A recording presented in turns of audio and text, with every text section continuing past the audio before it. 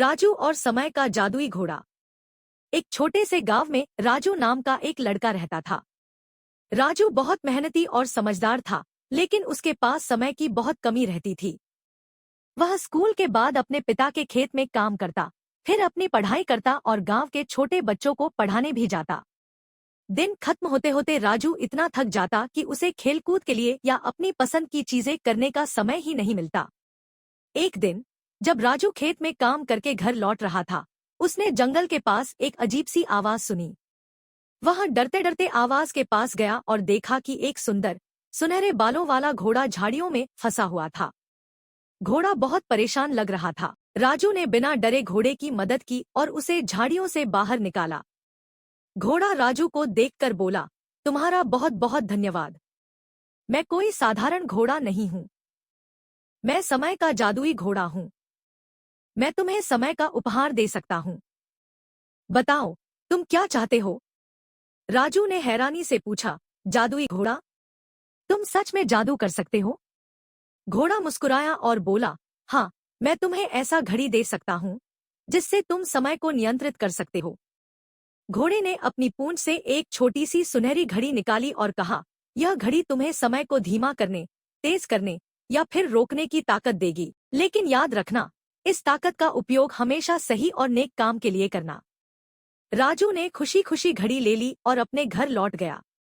अगले दिन से उसने घड़ी का इस्तेमाल शुरू किया।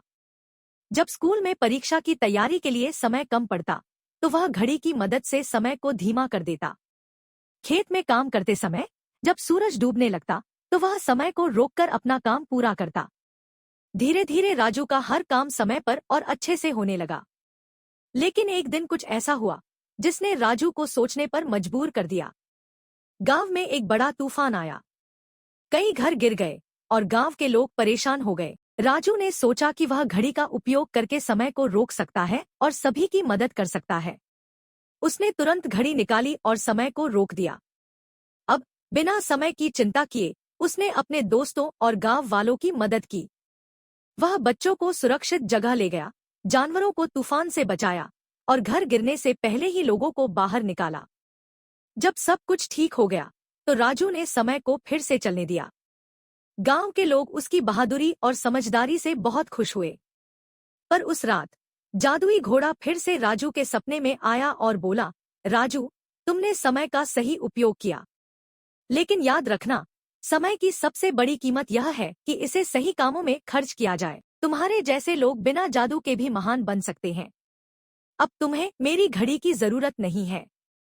अगली सुबह राजू की घड़ी गायब थी, लेकिन उसके दिल में यह विश्वास आ गया था कि मेहनत और समय का सही उपयोग ही असली जादू है। शिक्षा, समय बहुत कीमती होता है। इसे व्यर्थ न गवाकर सही और अच्छे कामों में लगाना चाहिए। जब हम सही दिशा में मेहनत करते हैं, तो हमारे पास हमेशा समय और सफलता दोनों होते हैं। समाप्त।